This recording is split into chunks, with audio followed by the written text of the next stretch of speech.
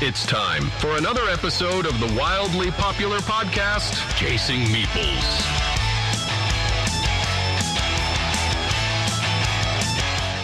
On today's show, Angie and Chris start clearing off the shelves, starting with numeric titles through the A's. With each game they discuss, the stakes rise.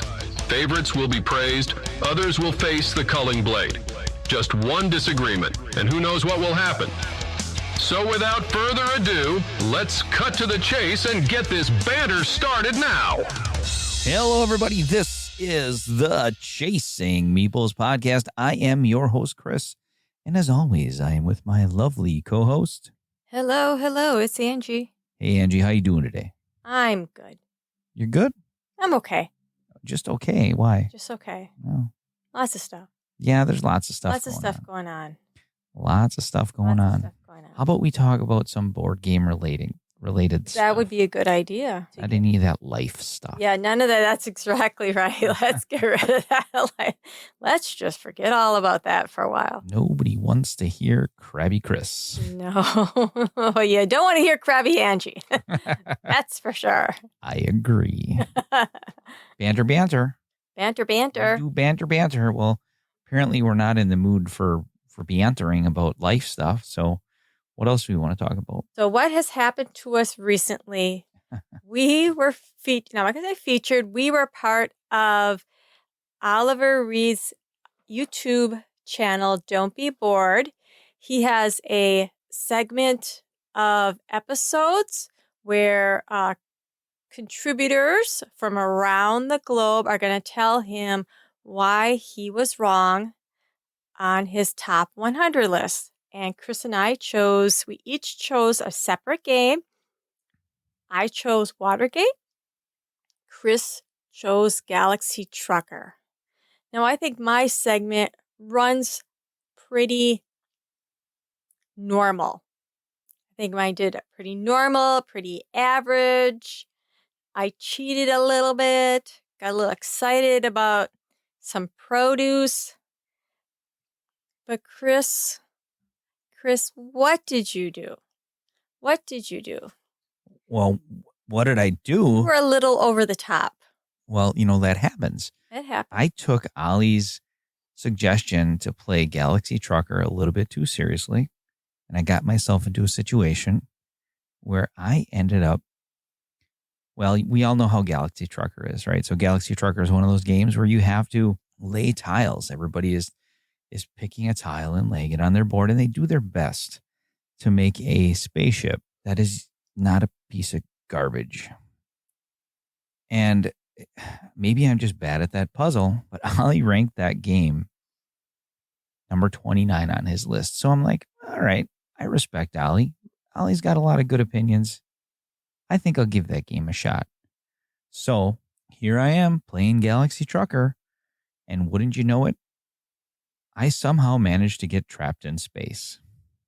So in the video, you can see me in my pod that I have left. Chris, were you all alone in your pod? No, I was not all alone in my pod. When you're trapped in space, you have time. And I had a toaster and time. So happened to make a robot, which I so cleverly named Toasty. And I think Toasty's an ass. He's very pompous. I don't know. Sorry. I programmed him that way. And then Zork the alien, Zork caught a ride on my Galaxy ship. He was in the alien pod. He happened to make it to mine in time before the asteroid hit us and back. Zork cannot read. Well, Zork doesn't read English. Well, so he had the rule book. Why would you give him a rule book if he can't read English? Well, he wanted to know. He was trying to help me get back to Earth. But he can't read. Well, Zork is a man of few words, but when he does speak, you listen. He listens. There you go. That was all that was important, right? He listens. He listens. No. He was a confidant. Yeah, he listens, but when he does speak, he does say some pretty profound stuff. Okay. If you do want to check out my adventures in space, you can go to the Don't Be Bored YouTube channel. And who knows, maybe Angie, in our board game of the month, we got to finish that story. We got to tell people how I got home back to Earth. And maybe we'll finish that story in our board game of the I month think- segment. I think board game of the month, Chris is going to have to be chained to his seat or something. He came home and he's not leaving. I don't know. I wanted to be clever and I wanted to be creative. And, if you think back to the first couple episodes of our podcast, I threw some stuff at the end of the episodes where, I'm traveling through time with future Chris.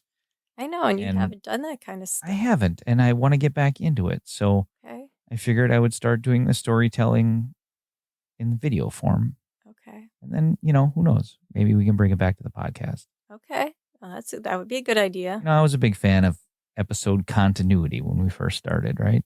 Tell a story, have a story arc, bring it to a peak, bring her down, start a new story arc. Well, and that's what it is. get off track sometimes and things don't always work out. True. That's True. why in life you start a new story. Aw, yeah, new story. And I'm back on Earth. There you go. That's all that's important, right? Mhm. You're back on Earth to play games with me, and I don't have to deal with that dang talking toaster anymore. Anyhow. So yeah, that's what it was. It was pretty awesome. I really like what Ali's got going on with the Don't Be Bored YouTube channel. I see great things in its future. I can see it growing. Do it, yeah. I can see it growing, and I'd love to be a part of helping it grow. Cool. So. I think so. I think there's a lot of potential, and I think it can do a lot of good for him and for everybody that's helping out and making a contribution. Yeah. Speaking of contributing and collaboration with other content creators, I think I briefly mentioned my idea to you in passing while we were driving. Oh my gosh. I think it was pre-pothole. Oh, the pothole. The pothole. The pothole. Oh boy. No, that's a story in itself, right? That's a story. There's a lot, and I could be wrong. So, Meeple Chasers out there, if there is already a podcast that does this, let me know, because I would love to listen to it and see what they're doing. I was thinking maybe facilitating a group podcast. So maybe once a month, maybe it's its own entity. Maybe it's a special episode of the Chasing Meeples podcast. Once a month, we get content creators from all over the world, different podcasts to contribute. I edit them and make one cohesive story. Maybe we pick a topic of the month. Maybe it's just free for all. Maybe it's interviews. Maybe it's a whole bunch of cool stuff. I think something like that would be really neat. And that is something I'm thinking about doing in the future. Yeah, something you have to figure out how you'd want to structure that. You see that a lot with videos. Yeah. Panel videos. You don't see that a lot with podcasts. So that would Right. be interesting. So please, anybody that's listening to this, don't steal my idea. If you want to do it, get a hold of me. We'll do it together. And that's all I'm going to say about that. Pre-pothole. What does pre-pothole mean, right? Does pothole mean? Pre-pothole was PhoenixCon. Yeah, pre-pothole was on the way to PhoenixCon. Pothole was the way home. From from PhoenixCon. Because Chris did not want to take the detour. A little bit of backstory, yes. So the route that we needed to take to go to PhoenixCon is essentially the same route that I take to work every day. 2 days before PhoenixCon, I discovered another route that is quicker. I work about a half hour away from home. Basically, it's pretty much country driving from the big metropolis of Manitowoc, Wisconsin, to the tiny, tiny little rural community of Brillion, Wisconsin. And, there's a stretch of highway that's closed off. It's been closed off for about a month and a half. They're doing some work on bridges and culverts and all that fun stuff. Don't really know. All I know is that it causes me to go a different way to work. So I took the detour for a while. But I'm the type of person that's a little bit adventurous. So get in, tell GPS, get me to work. And then when GPS tells me to go straight, I turn left and see what happens. So did that, found this really cool way to work. And I was like, all right, this is the way I can go to PhoenixCon. So we take that. Well, on the way back, I was so in deep in conversation with Angie, I missed the turn. I needed to turn right, and instead I went straight. And I'm cruising down this country road at like 60 miles an hour. And there was this section of road. And I'm talking like, we're talking country road, no line in the middle of the road. Very narrow. Like you almost feel like you had to ride the shoulder if somebody was, coming towards you. Yeah. And up ahead, I see this section that literally looked like it was like blacktop. That's exactly what I thought it was. I thought it was something, they repaired a piece of the road there and just blacktopped it, or gravel or something. Yeah. Because it was dark. That's exactly what I thought. Yeah, it was getting dark. It wasn't too dark. But the road was darker the road was darker there than the rest of the road. So that's why I was thinking they tarred over it. Yeah. So here I am cruising 60 miles an hour. I see that. I'm thinking, oh, I'm just going to have, whatever.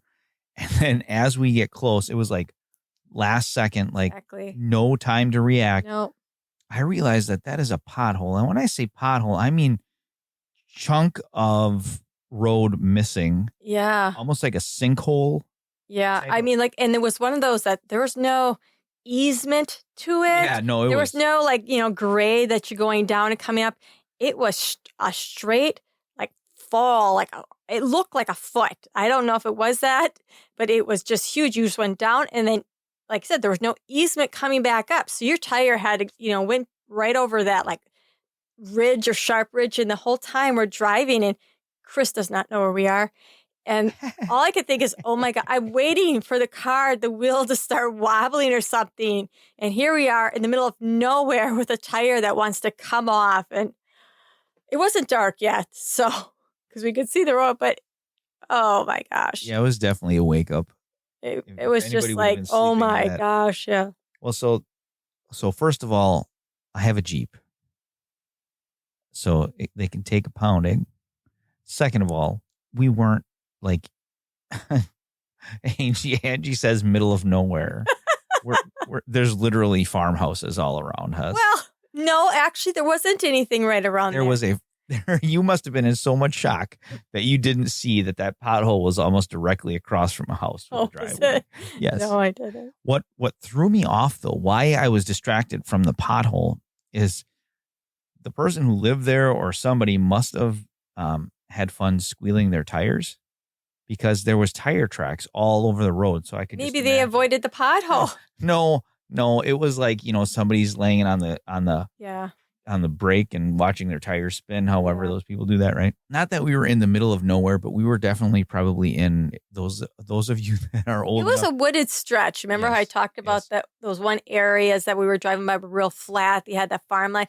This was all wooded. It was just kind of interesting because you went to this flat land, you turned down this road, and suddenly there was just there was trees, and that's why I probably didn't see that house there. So those of you that are old enough to probably remember this reference, we weren't in the middle of nowhere, but we were probably in Hazard County.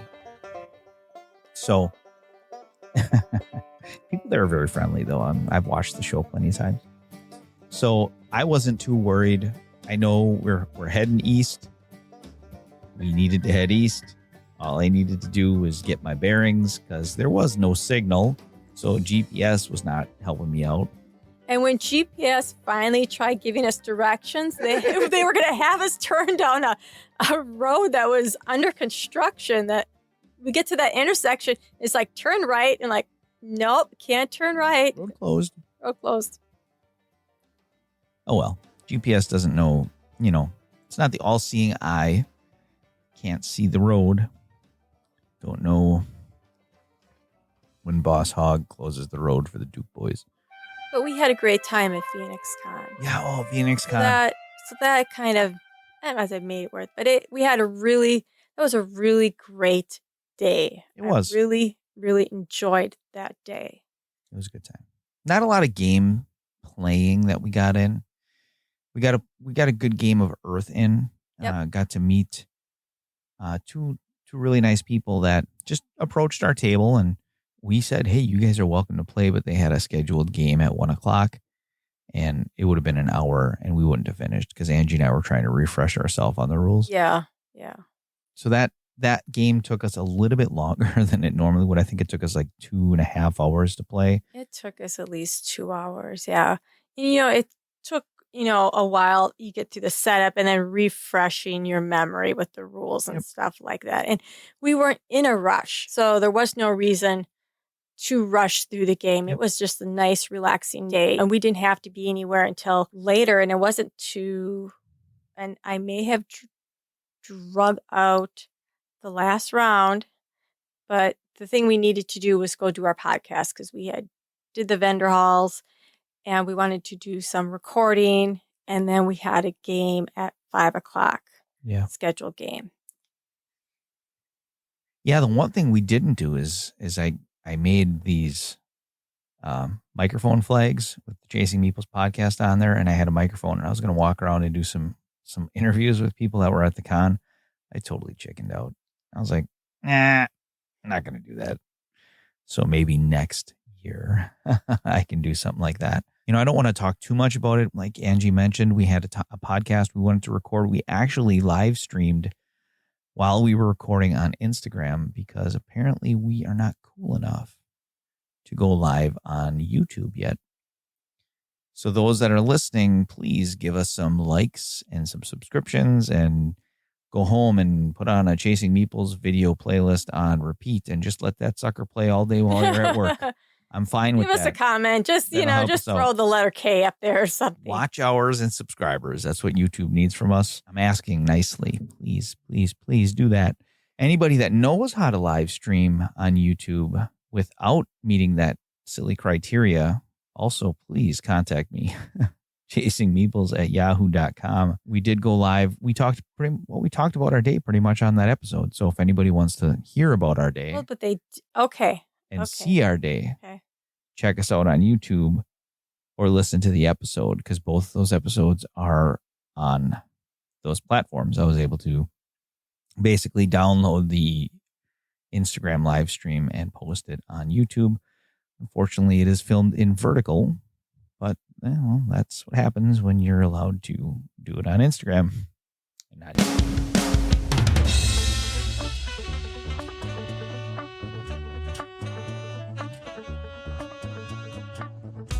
Quiz time. Ooh, quiz time. Angie, what are we talking about today? We never even talked about what we're going to talk, what this whole episode, what our main conversation of the episode is. We are going to discuss some games we have played, and that is called Gakpan, if you remember. Yeah. Games Angie and Chris played at night, Gakpan. And these won't be all at night, but that's what I named the segment because I had to have a name for it.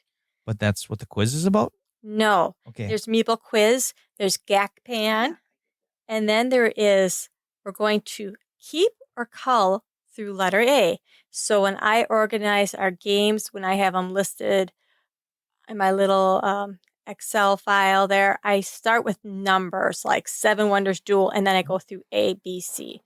So we are going to start with our numbered games and then through letter A. Like the guy who we played Airedale with at Gamehole Con. The smelly guy?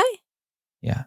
That's not uncommon for the way people to log stuff in an Excel document would say. Yeah. So yes, today, the main theme of, or the main thing, the big thing, whatever I want to say, of our episode is games that we are going to cull. And we're starting with the numerical titles through A. Okay. But that's besides the point. The reason why I asked that, Angie, is that the theme of the quiz? No.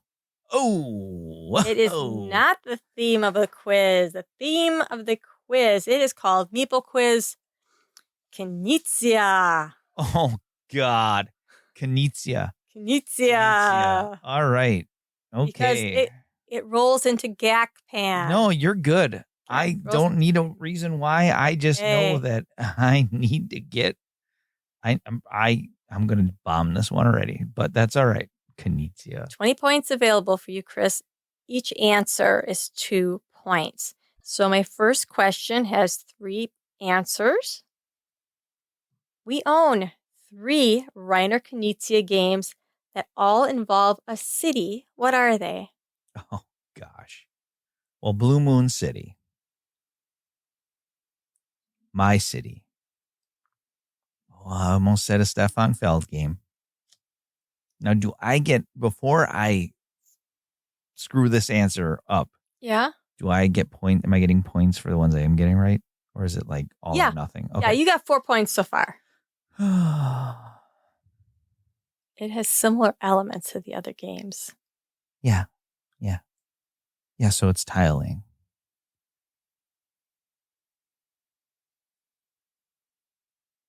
I want to, there's a name, this is going to be wrong. Acropolis. That's wrong. Okay. The Quest for El Dorado. Oh yeah. That is a Knizia game. Okay. So you got 4 points. Number 2, and this is only one answer to this question. All 3 games have an aspect or component in common. What is it? They're all designed by Reiner Knizia. Well, that's true. That's true. Oh, baby, I knew. Yeah, I did. Oh, okay. Actually, I did. To tell you the truth, I did. Oh, all right. And I thought, no, he's not going to go for the cheap shot. But hey, that's true. That's true. That's not what you were thinking, though. That's not what I was thinking. And actually, you've already had it on your mind. Yeah, it's tiling. It's tiling. That's right. They all have tiles involved. So I don't know. Do I mark you down for that one? No, you get the 2 points. So you're at 6 points. Okay. 6 points. My City has 2 other games in the same universe. What are they? My City has 2 other games in the same universe. What are they? Yes. Well, there's that new My City rolling, right? That's one. Okay. I have no idea what the other one, My City, the role-playing game. I don't know. My Island. Oh, really? There was a My Island? My Island, yeah. Is that a new one? Relatively, yeah. I Heard think of it. it's just, I don't think it's much. I don't think it's 2 years old. I think it's a year old, maybe. My Island. Number 4. Which game is the most expensive on Amazon? The Quest for El Dorado, My City, or Blue Moon City? Well, Blue Moon City. The Quest for El Dorado at $39.99. Oh, really? Yes. Huh. But that's such a... Yeah, okay. I was going to say that's a common game. Number 5. Which is higher rated on Board Game Geek? Not ranked, rated.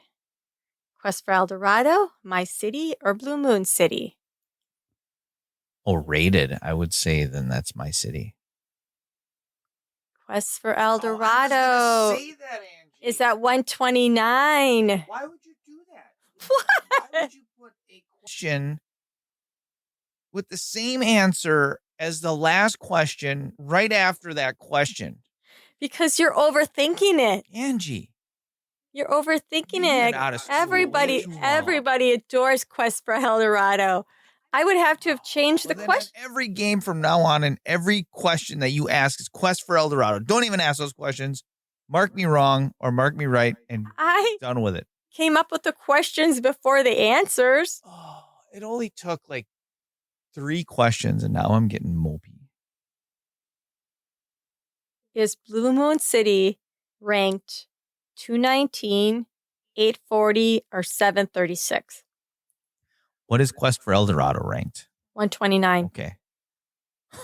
I just needed to know. Okay, what? 219, 840, or 736. Ranked. Oh, I'm sorry, 763. Blue Moon City. Yes. Say it again. Is it ranked 219, 840, or 763? 763. You got it. You got it. You got 10. So you're batting 50%. Yeah, well, okay. it's not max points. No, it's not. But let's see. Tell you what. I'll increase. No, This next one. Don't modify the scoring system The just to last make me not be a baby. question. Dr. Reiner Knizia is a PhD in what? Well, isn't he a mathematician? Yes, he is. Okay. That is in mathematics. All right. 12 out of 20. 12 out of 20 is about 60%. Yeah, that's about right. 60%. I guess sorry. You're going to have to take it. I have to take it, and I'm really sorry I let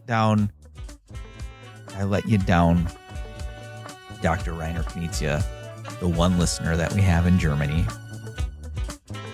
I'm sorry. I know. He's never going to listen again. I'll do better next time, I promise. We're going to have to play Quest for El Dorado again. Yep. 60%. I'll take it.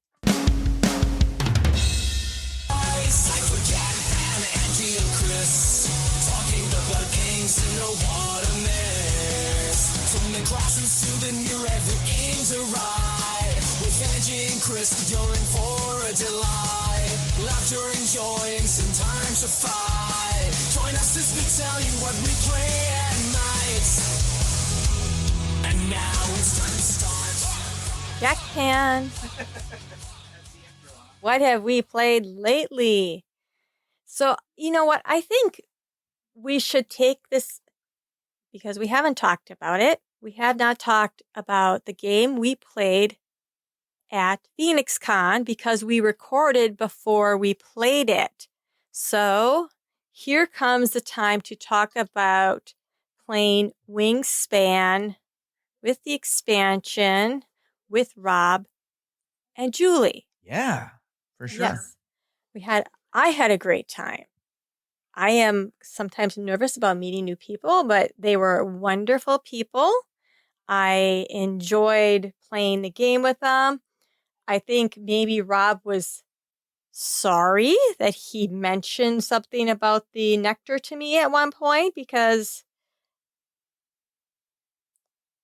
I think I did well after that. Well, so he regretted. I think he regretted it. Well, I don't think it had anything to do with him reminding you of how to use the nectar, reminding you of the nectar. I think it has everything to do with the fact that you got every bonus. Every bonus. You got every end around bonus.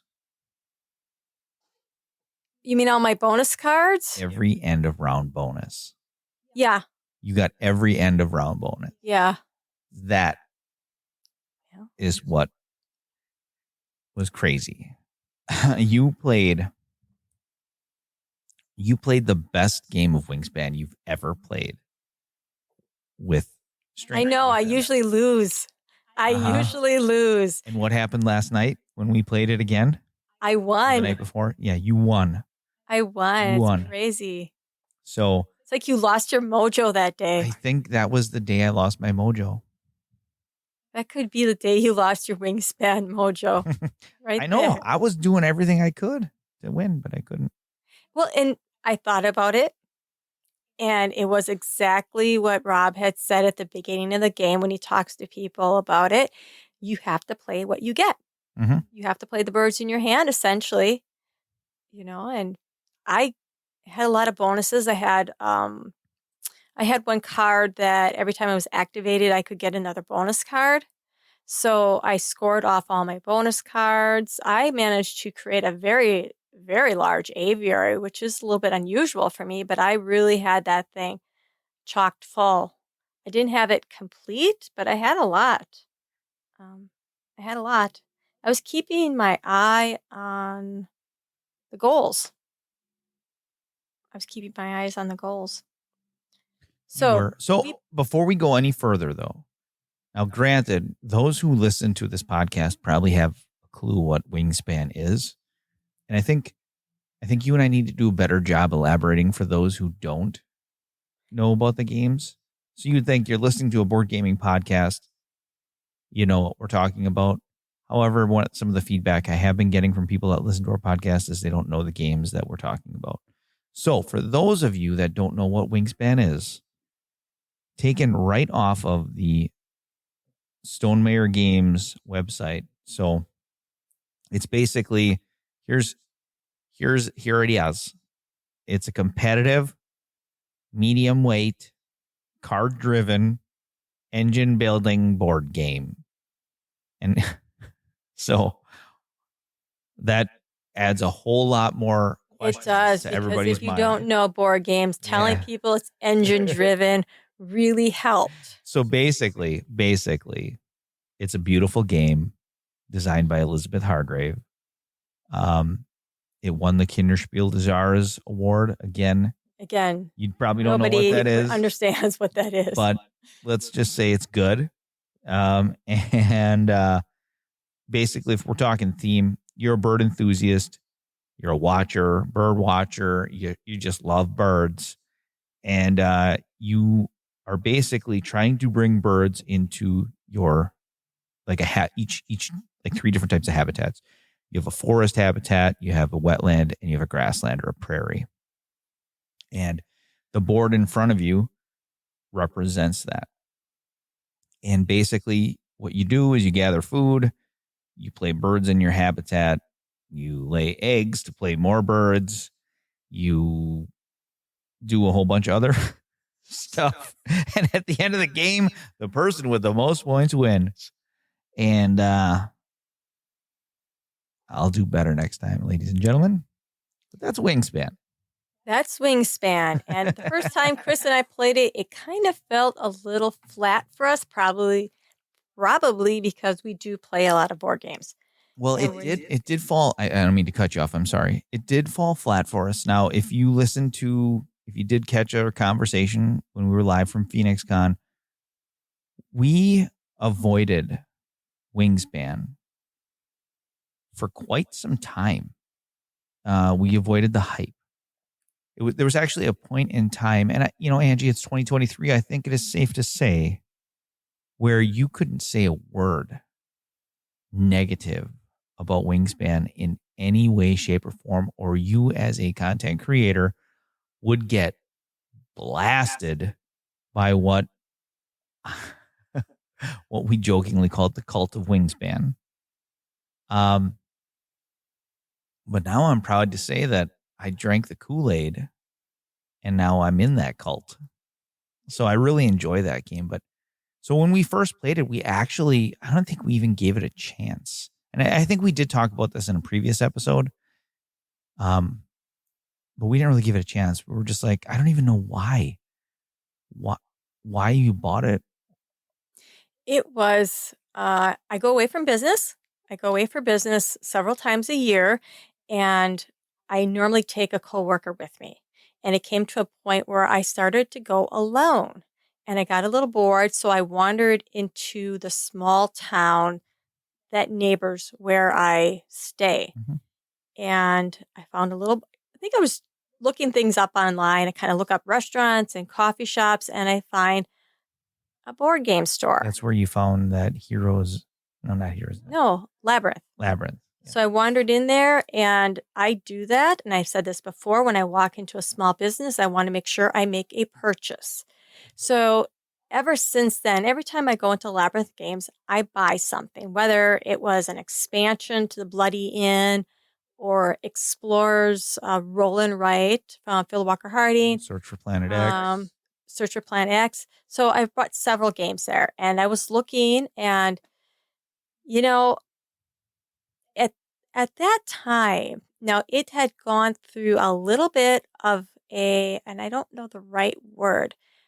From when I went in there, I think like the next year, they upped their game when it came to board games. Mm-hmm. There were a lot more Kickstarters in there, and they had like a few extra shelves of board games. Everything wasn't so old.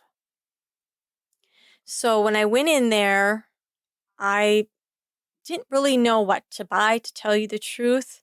And it was a spur of the moment that said, heck with it, I'm buying it. Mm-hmm. So I bought Wingspan, and I brought it back to my room, and I was going to play a solo version of it. And that night we were doing a lot of like FaceTiming. Yeah. And I had the game, and I think I gave you like 0 clues. I think it was something like, Chris, I bought a game. The box is blue. And you're like, Wingspan.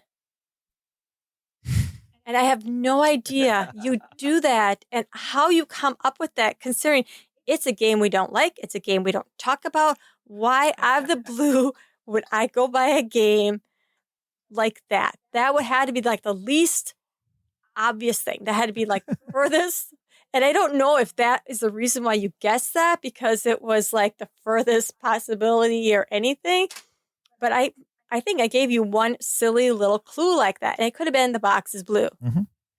I'm just good. And you just said Wingspan. And once again, you take the thunder out of it. You know, here I'm going, oh, he's never going to guess this. And you're like, Wingspan. What? Yeah.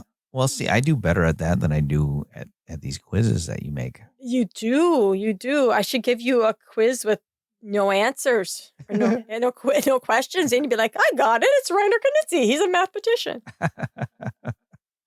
Yeah, well. So yeah. What really brought it to life was the fact that Wingspan Asia came out. Mm-hmm. Wingspan Asia is another expansion for Wingspan. It is a 2-player version of Wingspan. It is, you can buy Wingspan Asia and it is playable out of the box. You do not need the base game.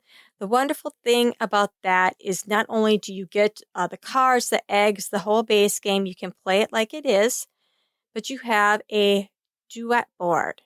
And that's something that you're going to play back and forth with your partner. When you lay a bird, when you're going to pay for and play a bird card into your aviary, you're going to take a little token and you're going to play it on the duet board. And on the duet board, you're going to choose a space that is the same terrain type. And you're going to choose a space that has something to do with the card you played. Well, at PhoenixCon, we were playing with an Oceania expansion. Oceania expansion has another little twist to it. There are something called nectar tokens, which are essentially a wild token. But when you return that, you don't return it to the supply. What you do is you put it on the board in the territory or terrain area that you played it.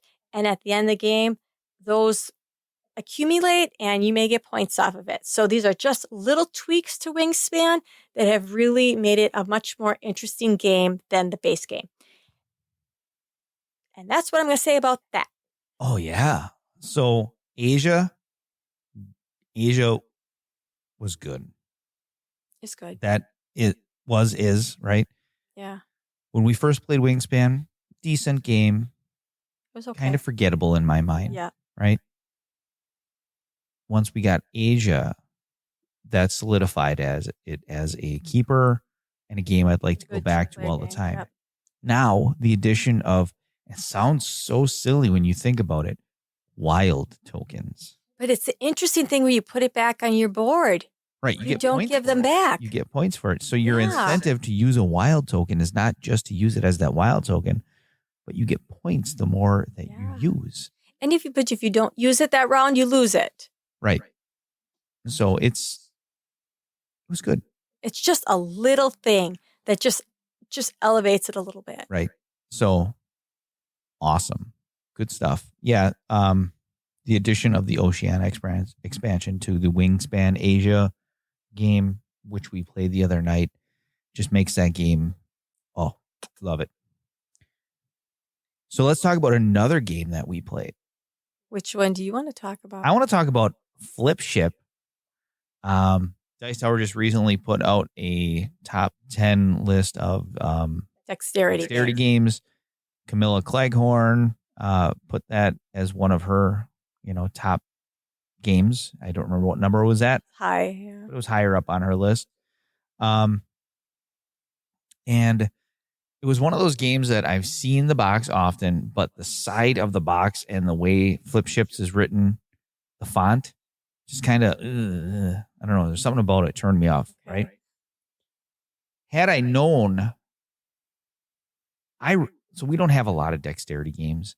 Had I known it was like a dexterity game, I probably maybe would have picked it up. But just that little bit of blurb that Camilla gave about the game was like, oh, I should check that out. I know I've seen that somewhere. Where? right? Next time I see it. I remember it wasn't that expensive of a game. So essentially, it's not an original theme, but it works. So the game is pretty much Tiddlywinks.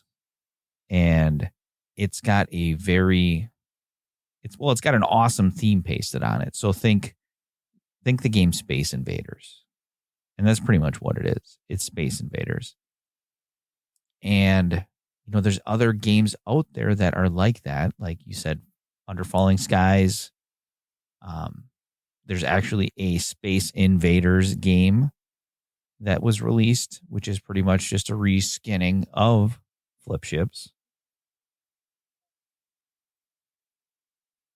But so the theme, I think it's awesome. And that's just because I grew up in arcades and played a lot of Space Invaders.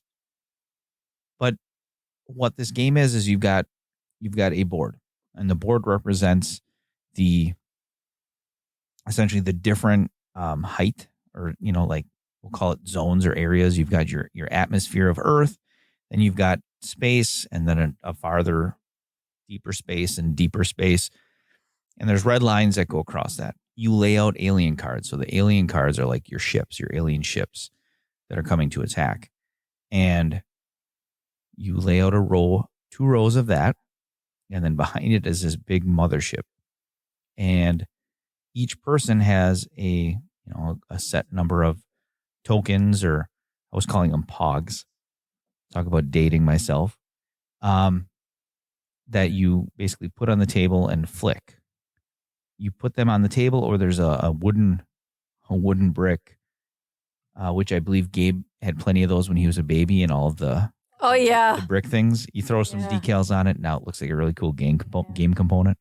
But anyway, so you put that in there. You set your token on that, or you set your token on the edge of the table, and you flick it. And the object is to get the token to land on the cards or in the mothership. So it sounds at a very simple level, that's what it is. Yeah. Right? But each ship has special powers. You have cards off to the side. Like if you have one ship, for example, that doesn't land on another enemy card, and it just lands somewhere, you can choose to, if there's a laser card, and that laser card, if you can reach another ship, you still get a hit on it. There's another one that if you don't land on anything, you can put the launch pad out, and now you have a chance to aim at the mothership. So a lot of cool stuff, a lot of cool powers for the ships. It's a quick game, but it was a lot of fun, and I really enjoyed it. And we don't have a lot of dexterity games, so to me that was a breath of fresh air. Didn't really have to do much thinking. Didn't really have to, sit and strategize. It was just basically flick a ship. So yeah, Flip Ship. I really enjoy that game. Flip ships. I really enjoy that game. Sounds like lip shits. Yeah, lip ships. Ship shape. You know what I think is neat? Huh. Turn over the box. It says turn over the box, and it says Flip Ships. Oh, really? I did not. Yeah, that's why the font looks so weird. Oh. You flip it over, it says Flip Ship. Still don't like it. Okay. Last but not least, the whole reason why Meeple Quiz was the Meeple Quiz Knizia, Blue Moon City. Yes. Yes. Blue Moon City is very interesting, actually, because we bought it at Stockpile Games. Why did we go to Stockpile Games? They had everything 50% off. Yes. At PhoenixCon. PhoenixCon. They had everything 50% off. Afterwards, we went to Stockpile Games, which is here in our hometown. And I was so excited about Oceania. I was very interested in the nectar. I was going to order it online, but I thought, hey, let's check it out. Let's see if they have it. And they have it. So what did Chris find? That is where he found Flip Ship. Yeah, Flip Ships. Flip Ships. Well, so Blue Moon City, we got at PhoenixCon. It was 50% off. So that made me say, okay, grab it. I know it was highly regarded by a few of the Dice Tower contributors. So I had to try it. there's an interesting little story with it. It was originally made by Fantasy Flight. It has been reprinted by Simon Games.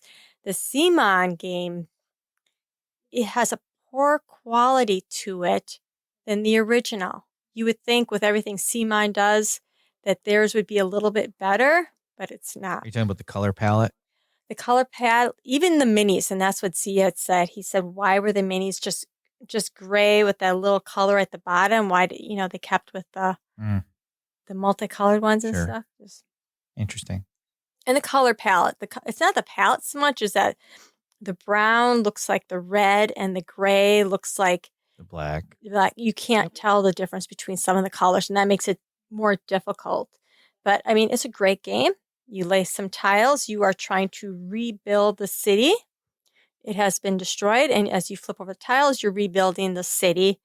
It plays pretty simple. You get a deck of cards.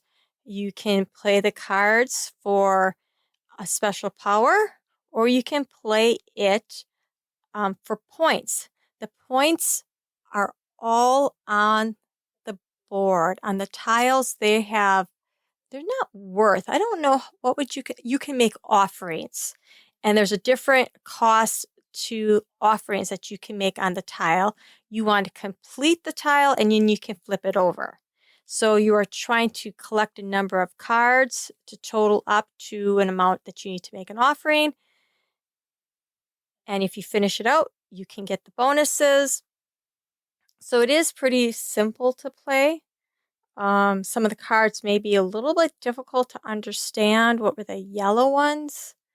Some of them had a little bit different rules that we had to figure out a little bit. But otherwise, I think it was a good game.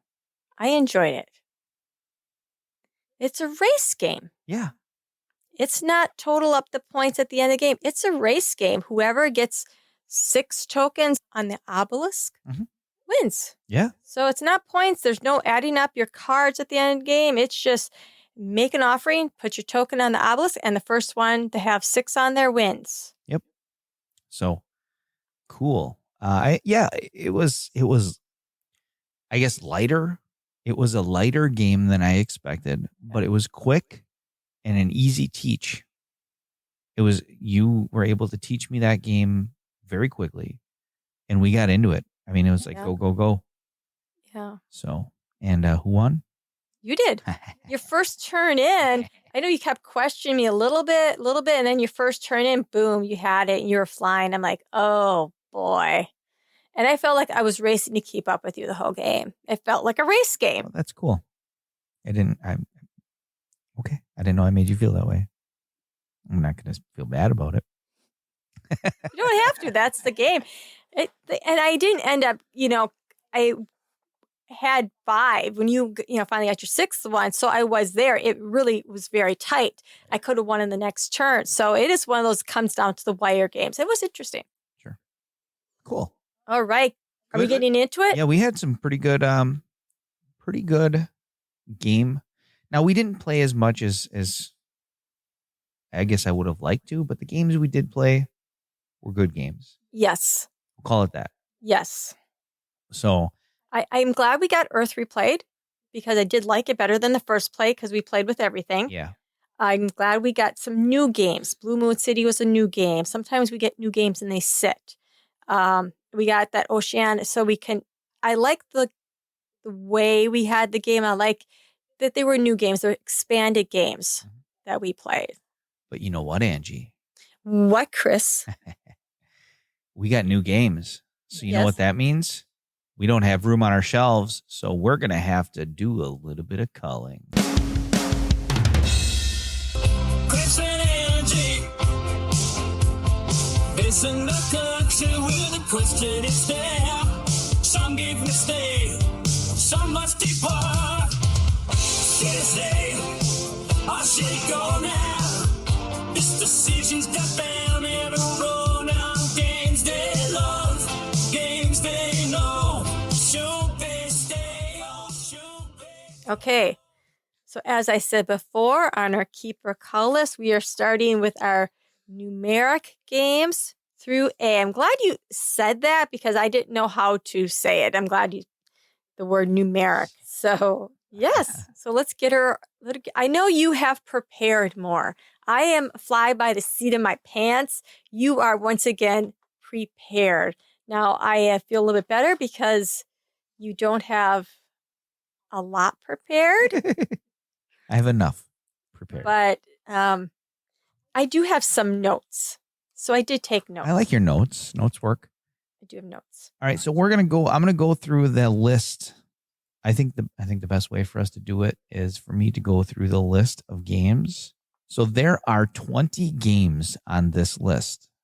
I'm shocked to see that we only have 3 games that start with a numeric in the title. Are you sure that's correct? Unless there are newer ones that I haven't put in there. Okay. Well, that's fine. I'm not complaining. I was just a little bit shocked. Like the game I just got, the 10. Yeah. It's written out 10, the word 10, so it went under T. Well, that works for me. All right. So, like I said, 20 games. And I guess we'll start with the first one. So I think the best way for us to do it is just go down the list. And now Angie and I have not discussed which games we want to keep, which ones we want to cull. So that's what's going to make this interesting. This is going to make this interesting. So, all right. So if we don't agree on it, it's going to be put on the side. Uh-huh. And then, we'll come back around to it. All right. So how would I kick this one off? You kick it off. All right. So the first game on our list, keep or cull, is Seven Wonders Duel. Angie, Seven Wonders Duel, keep or cull? Keep.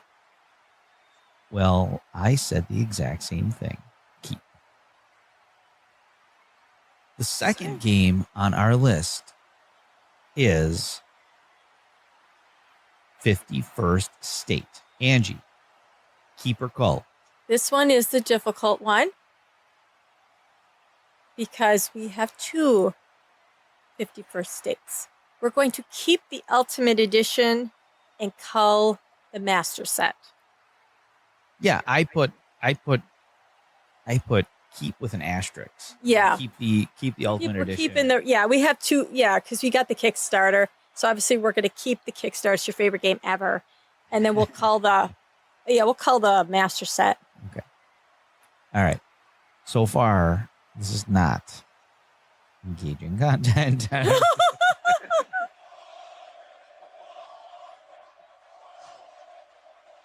All right. 5-minute dungeon, Angie. Keep or cull? It's nostalgic. We're keeping it. I do have keep on there on my list as well for the same reason. I mean, it's also good. We played it at Christmas with your nephew. Yep. It was fun. It's a raucous time. Raucous. Yes. Raucous. Yes, it is.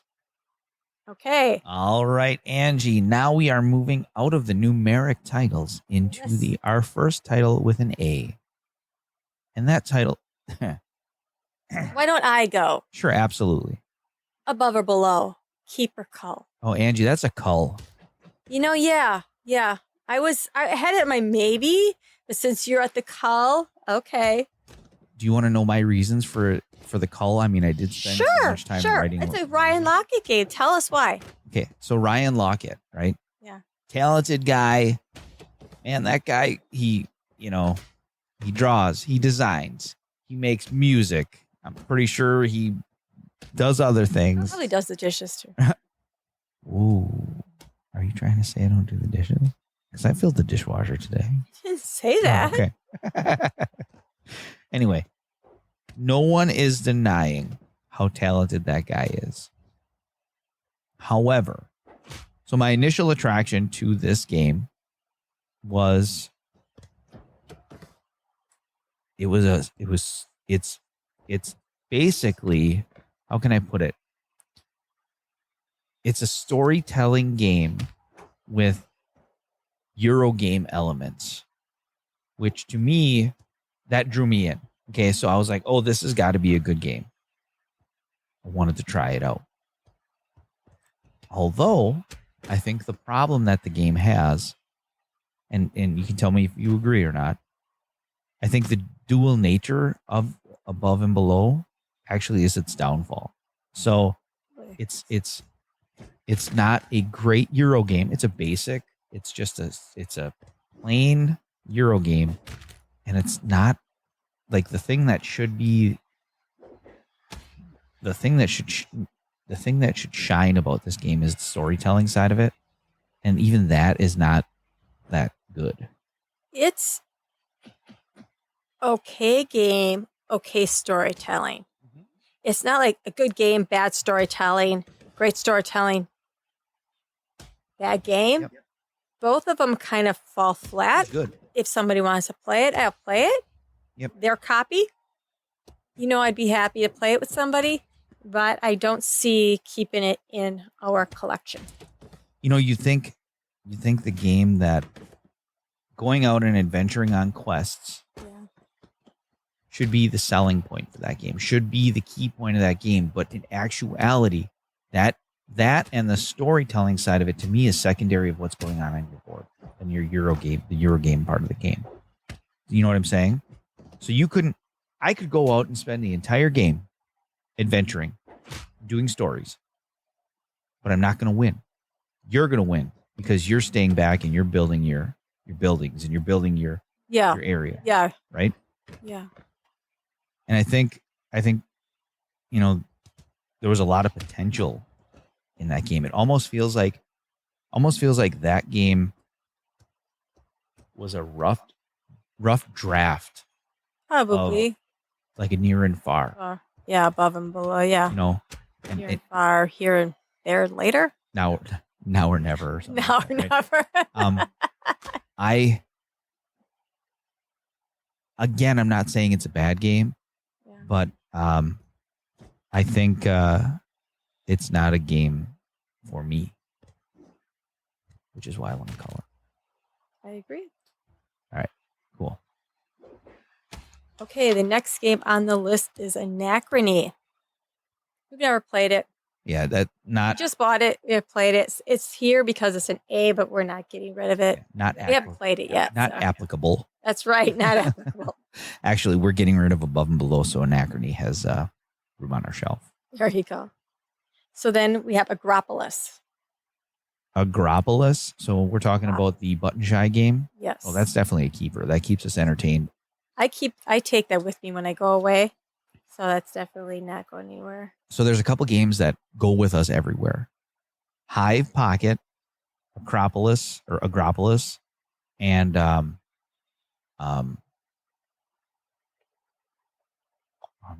blanking on it. Brew Crafters? Herbaceous Pocket. Yep. And those games go with us everywhere. Yeah. Never know when you have a table and some time to kill. Yep. All right, next game. Acropolis. Ooh, Angie. I'm sorry, but that's a cull. No. That's a cull. No. That's a good game. There are so many choices in this game. It is thinky, but you have like a dozen different ways to have variants. That is okay. I'm listening. And you make your case. You change my mind, but I knew this was going to be a sore spot. So I came with a prepared statement. Okay, let's hear it. And it's very short, prepared statement. All right. Angie, this is the reason why I would like to cull Acropolis from our game collection. To me, this game lacks distinctiveness. What separates this game from other games? Why would I want to play this game when there's plenty other games that we own that are basically better at what it does? Wow. Let me finish my prepared statement, please, and then you will have time for rebuttal. The reason why would I want to play Acropolis when we've got a game like Cascadia or King Domino? They present a simpler, quicker, and to me, better option. Whenever I have the itch for a speedy tile placement game, I will go towards those two options. So like you said, even though Acropolis has good things, it's a solid game. It's got an easy teach to it because you can get off and running. I do think the 3-dimensional stacking does put something, does separate it a little bit, sets it a little bit apart. However, I think the scoring is wonky, and I think I think the scoring is crap. I said it. I think the scoring is crap, and I think the fact that you have to cover up, you at some point in time have to cover up a good scoring tile to sacrifice. That's the game. No. That is the game. No. That's what makes it a game, is having to make that decision, Chris. Am I going to give up yellow in order to expand my purple? Am I going to, cover up my red, which has to be at the, on the outside? That gives you the game. It is a simple entry-level game. You are building a civilization. It is a tile-laid, simple tile drafting with a ton of rules. You can choose which rules to play with. Excuse me, it is my time. It is my time. I've never been beeped before. That is enough of that. You will have your case when you have simply... I'm going to sit over here and think about more things. I will just be right over here when you need me. All right. Although, let me finish and then you can have your rebuttal. It's obvious that we do not agree on this one. So basically, this game does not simply pack enough punch to secure its spot in my collection, Angie. Instead, I would choose to play a game like Cascadia instead of this game. They are not the same games at all. Just because something has tiles, let's say Carcassonne doesn't pack a punch. I mean, Carcassonne is just a nice, relaxing, hey, let's play a game. Let's get our mind, smoking a little bit. But it's a tile laying game, and you're worrying about adjacencies. It is not Cascadia. That is a different game. I don't know why you'd even compare the two. These are different games. I'd rather play Cascadia. Why? Everything with tiles? I would rather play Cascadia. So you're going to have one tile game in your collection? No. So we're going to have one worker placement, one tile lane, one roll and write, one engine builder, one deck builder, one dice placement, one game with a rondelle. Ladies and gentlemen, I just want to say this. I am not suicidal. If nobody hears And I will still be going. One campaign game.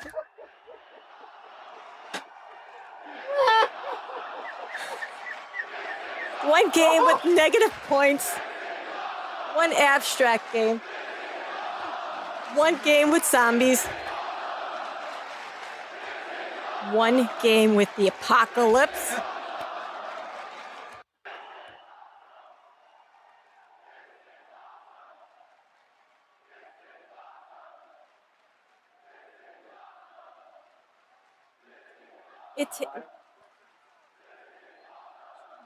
We're going to table it. Okay, we have to come back. So we're going to go. Okay, keep or cull, and if it's a discussion one. Have a discussion. Okay, we'll cull the ones that we agree on, and then maybe if we need to cull more, we'll come back to it. Now I'm hot. I'm fired up. I need a drink. One dexterity game.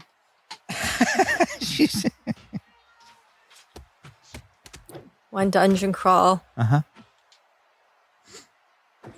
One game about birds, one game about racing. Yep. One game with wrestlers. I got it. I see your point. Still, you're not making a valid argument here. You're just literally saying it's a tile laying game. No, you're comparing it to any. random tile laying game I'm with comparing tiles. it to. I mean, we just talked about 3 games right here that just had tiles. You're seeing red so much. I am comparing it to Cascadia and King Domino. They're not the. They're okay. Excuse me. I'm gonna come back to that at a later date. I will give you you know what? I'm gonna give you, not right now. I'm gonna work on all the reasons why Cascadia and King Domino are a far superior game to Acropolis.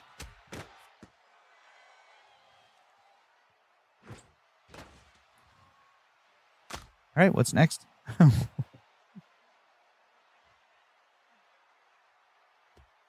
Oh, that's a keep. Yep.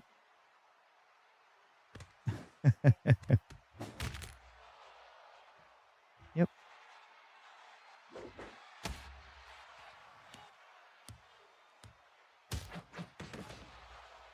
It's a cull.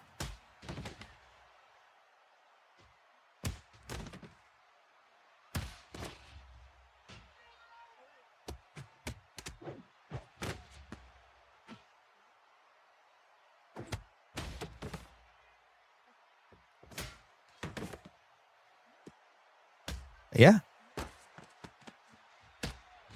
Yeah. Why?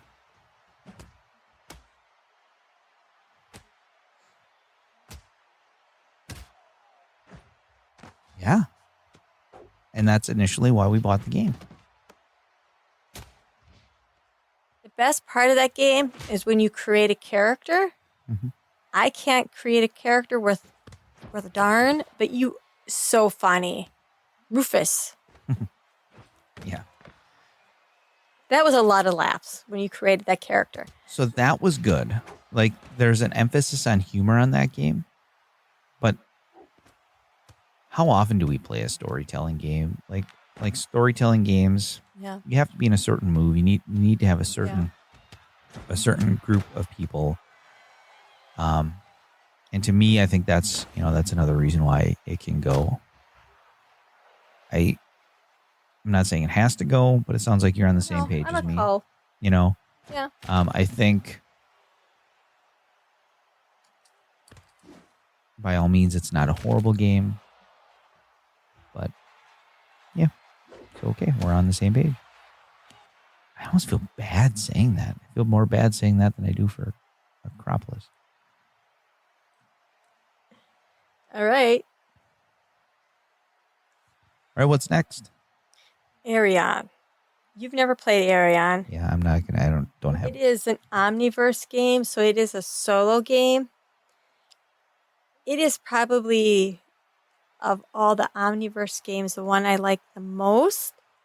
But truthfully, I have a lot of other games I can play solo, so it's kind of just taking up space. So I would call that game.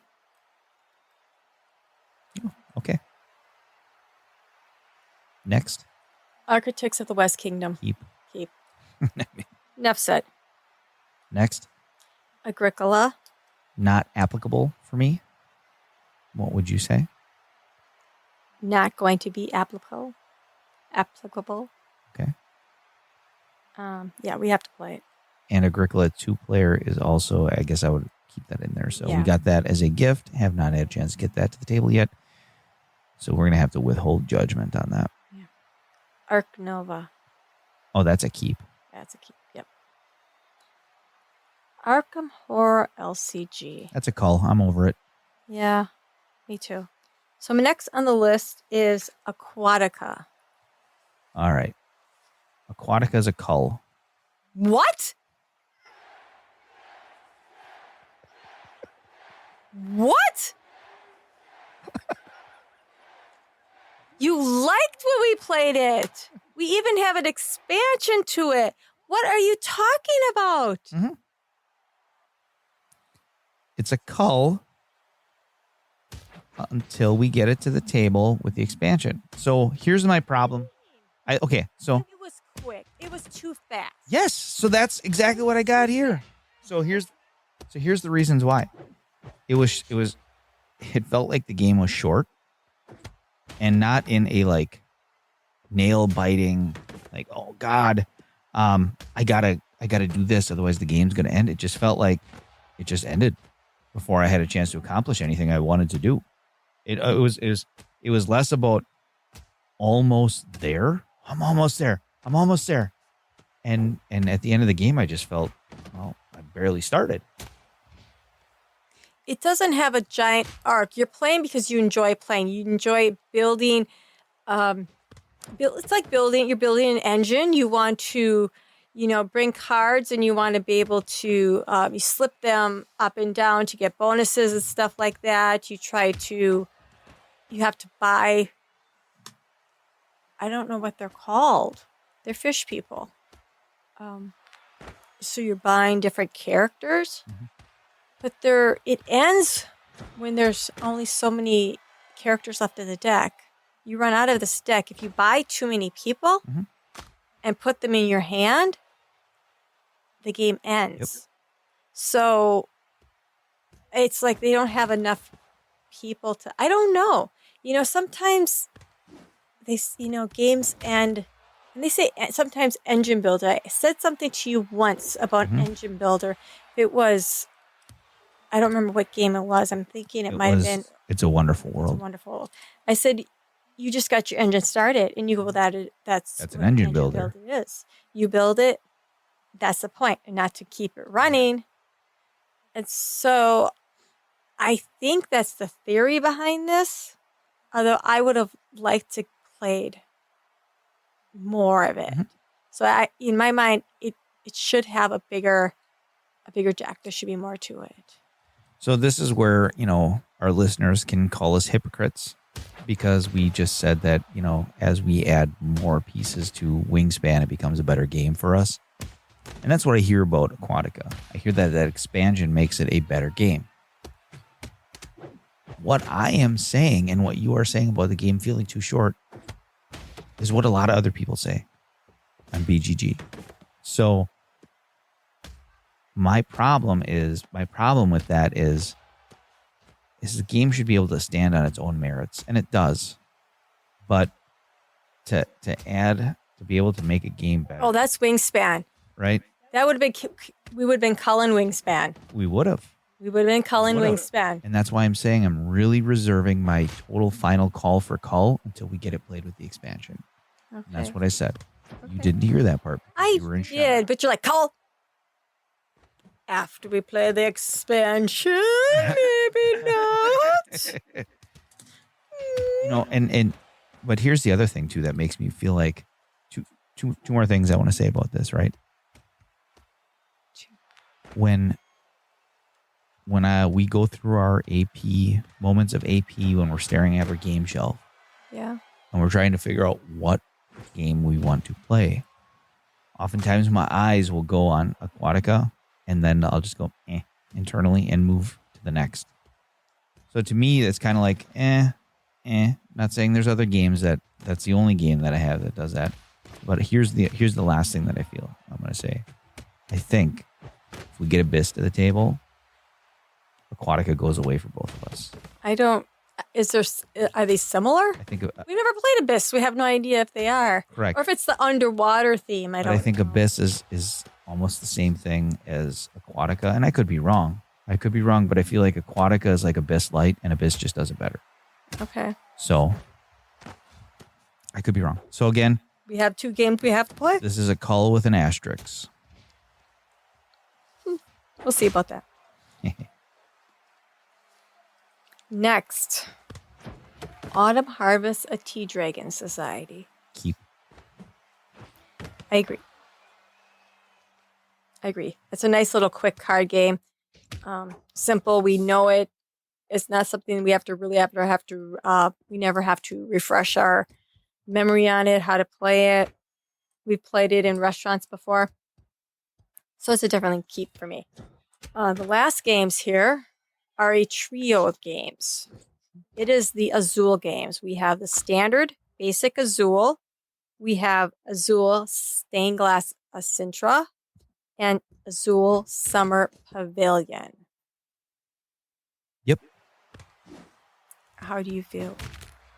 Do you want me to go? There's. Yeah, I want you to go. You want me to go first? What if I want you to go first? Oh, I'll go first. Okay. You want me to go first? Yeah. We keep Azul stained glass essential and get rid of the other two. All right. That is exactly what I was going to say. Out of those 3 games, Stained Glass of Sintra is That's the one we one. always go back to, yeah. You know, the first Azul, base Azul. Now, I'm going to put an asterisk on this. There's that Travel Azul that came out. I would potentially get that so we could bring that Yeah. out with us. Yeah. But as far as base Azul, when I look at the 3 Azuls, base Azul, I can't remember the last time we played base right. Azul. Yeah, It's maybe. beautiful. It's, it's, I don't know. It's a good game. It's just, I don't know. It's not the better of the 3. And then when you look at, so like Summer Pavilion feels like it is, I don't want to say Azul watered down, but it feels like it's they even took regular Azul. So they went up to Stained Glass of Sintra. They made it more of like a gamery game. Yeah. And then you come down to Summer Pavilion, and it just feels to me like a step back. Right? Yeah. I do have some statements, but we're in agreement. So, but yeah, I agree. Get rid of the other 2. Keep Stained Glass of Sintra.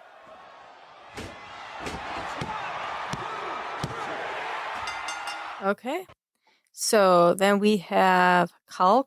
It's 2 asterisks. Call 3. What do I have there? Keep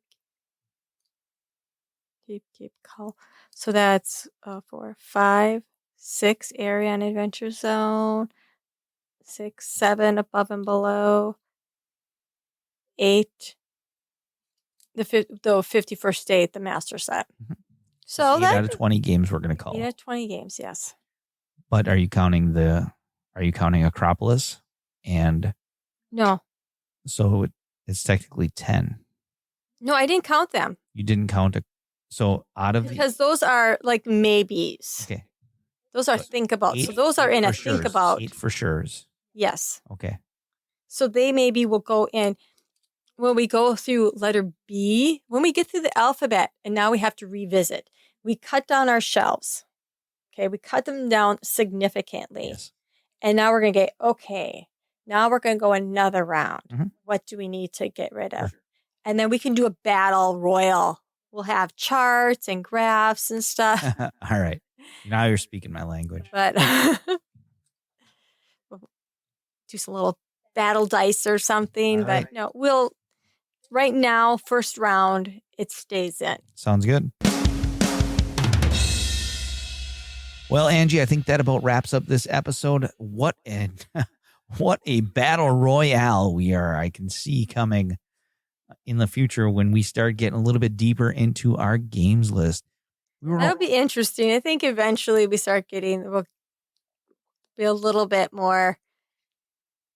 We were good. There was only 2 games on here. Yeah. We're really just 2 games that we have and both of them elicited a very, very passionate response from you. I know there's going to be a couple other ones that I'm going to end up trying to fight for, but and that's okay. That's why we're doing this, right? So. I think eventually there might be a few that you will have to do some. Yeah. There's going to be some fighting. Fighting. All right. Well, we're going to continue this culling fun in the next couple of episodes. So hang on tight. And I know everybody's on the edge of their seat. But, Angie, it is getting late and we have to eat some supper. We gotta do all that stuff. And I got to get ready to go to bed because I got to get ready for work.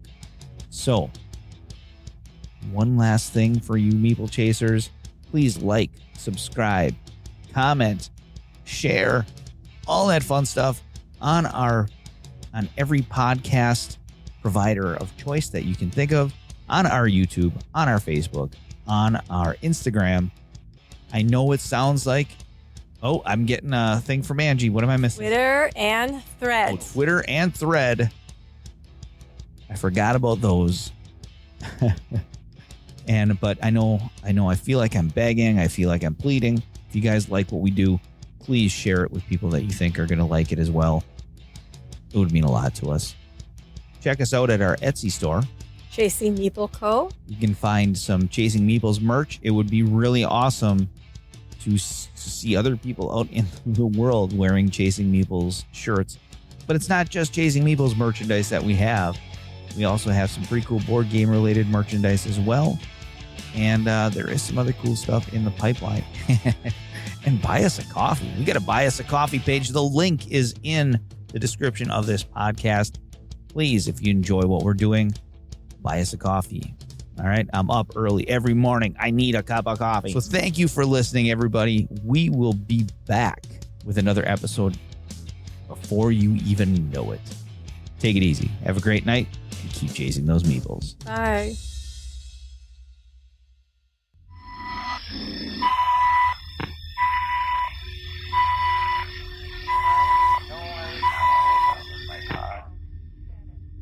When you're trapped in space, Ah, there we go. We should be able to listen to the podcast and I now. got a toaster and time.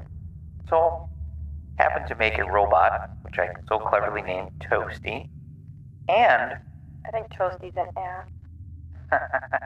very pompous. Pompous? Is that what she thinks of me, Zork? Ease off, Toasty. Humans have a different perspective, one we may not always understand. Zork, plot a course back to Earth. I need to set Angie straight about who I really am. Remember, Toasty, Chris is our friend, and he did create you. But it was Angie who called me pompous, not Chris. We're heading back to Earth.